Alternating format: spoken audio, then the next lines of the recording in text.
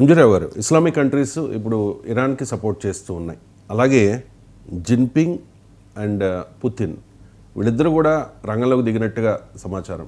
Islamic countries మాత్రమే కాదు, ఇప్పుడు కమ్యూనిస్ట్ కంట్రీస్ కూడా ఇరాన్కి సపోర్ట్ చేస్తే ఏంటి పరిస్థితి? పుతిన్, జిన్పింగ్ ఇరాన్కు సపోర్ట్ చేయడానికి గల కారణం ఏంటి?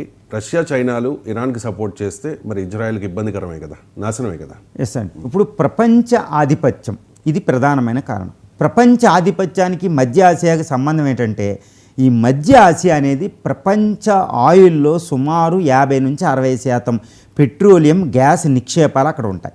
ఇప్పుడు రేర్ ఎర్త్ మినరల్స్ కూడా అక్కడ ఎక్కువ ఉన్నట్టు తెలుస్తుంది. అంటే ఏంటి, ఇప్పటికీ సోలార్ అనేది ప్రత్యామ్నాయ ఇంధన వనరులు బయటకు వస్తుంది. ఇప్పటికీ కూడా ప్రపంచ ఆర్థిక వ్యవస్థ ఎక్కువగా ఆధారపడింది ఈ ఆయిలే. ఈ ఆయిల్ మిడిల్ ఈస్ట్లో ఎక్కువ కాబట్టి 50 నుంచి 60% అక్కడ ఉంది. కాబట్టి వీటిని కంట్రోల్ అంటే ప్రపంచ ఆధిపత్యాన్ని కంట్రోల్ చేసినట్టే. అందుకే అమెరికా అక్కడ 7 దేశాల్లో తన ఎయిర్ బేసెస్ అని, ఆర్మీ బేసెస్ పెట్టుకుంది. రష్యా కూడా అక్కడ ఎయిర్ బేసెస్ ఉన్నాయి. ఏది జిబౌటి అని, ఇలా ఎన్నో దేశాల్లో యెమెన్, ఒమన్ అన్నింటిలో ఒక 10 డజన్ వరకు రష్యా ఎయిర్ బేసెస్ ఉన్నాయి. రీసెంట్గా చైనా అక్కడికి ఎంటర్ అయ్యి చైనా కూడా తన ఎయిర్ బేసెస్ని పెట్టుకుంది అక్కడ. ఇది జిబౌటిలో పెట్టుకుంది, ఇంకా కొన్ని దేశాల్లో పెట్టుకుంది, ఖతార్లో పెట్టుకుంది. కొన్ని దేశాల్లో చైనా యొక్క ఆయుధ ఎయిర్ బేసెస్ కూడా అక్కడ ఉన్నాయి. సో ఈ విధంగా రష్యా, చైనా అన్నీ అక్కడ పెట్టుకుంది. ఇంక్లూడ్ ఇండియా కూడా అక్కడ ఉంటుందండి. నేను కాదు అనడంలో, ఇండియా కూడా అక్కడ ఇప్పుడు ఇరాన్, ఇజ్రాయెల్ అనేవి డిఫెన్స్ వ్యూహాత్మక పార్ట్నర్స్ కూడా. సో అంత సూపర్ పవర్స్ మధ్య ఆసియాలో ఉంటాయి. ఇప్పుడు ఇరాన్ అనేది కొలాప్స్ అయిపోయి నాశనం అయిపోతే ఇక రష్యా, చైనాలకు అక్కడ ఎటువంటి స్థానం ఉండదు. కాబట్టి అవి అక్కడ దాని ఫుట్ ప్రింట్ని అక్కడ ఉంచుకోవాలంటే ఇరాన్ పూర్తిగా నాశనం అవ్వకూడదు. కాబట్టి ఇరాన్ రక్షణకి అవి రంగంలో దిగిపోయాయి అని తెలుస్తుంది. ఎందుకంటే F-35 ఫైటర్స్ అనేవి కొలాప్స్ అయినాయి అంటే అది ఇరాన్కి అంత బలం లేదు. ఇరాన్ ఏంటంటే 4th జనరేషన్ ఫైటర్స్ని కూడా పడేసే అంత శక్తి దాని దగ్గర ఇరాన్ దగ్గర లేదు. ఎందుకంటే అమెరికా ఆంక్షల వల్ల 1980 నుంచి అమెరికా ఆంక్షల్లో ఉంది. అది ఆయుధాలు లేవు. తమ యొక్క ప్రధాన అధ్యక్షుడినే కోల్పోయింది అది 1 సంవత్సరంన్నర క్రితం. ఎందుకంటే ఒక ఓల్డ్ హెలికాప్టర్లు వెళ్ళి, దాన్ని బట్టి ఇది ఎంత బలహీనంగా ఉందో మనకు తెలుస్తుంది.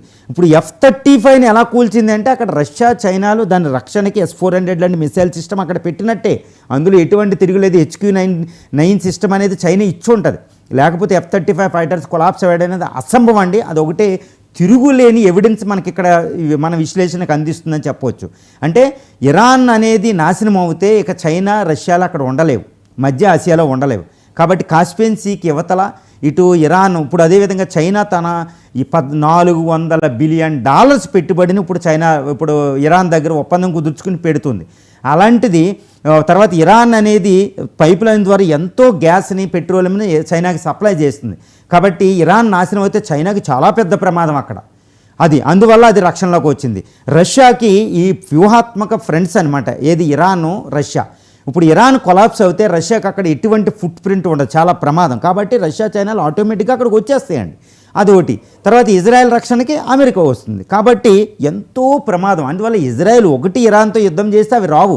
కానీ అమెరికా సపోర్ట్ ఇక్కడ బాగా ఉందని తెలుస్తుంది. ట్రంప్ ఒకరోజు నేను ఉన్నానో లేను అన్నా అక్కడ ట్రంప్ అనేది లేకుండా, ట్రంప్ అనేది గ్రీన్ సిగ్నల్ ఇవ్వకుండా ఇజ్రాయెల్ ఇరాన్ మీదకి వెళ్ళి వాటి నగరాలని, రక్షణ కవచాలను ఛేదించి వాటి యొక్క నాంతాజ్ అని, ఫోర్డా అని, ఈ బుషేహర్ అని అణుక్షేత్రాలను అటాక్ చేయడం అంటే అది అమెరికా పర్మిషన్ లేకుండా జరగదు. కాబట్టి చైనా, రష్యాలు అక్కడే దీనికి ప్రొటెక్షన్కి ఇక్కడికి వచ్చేసినాయండి.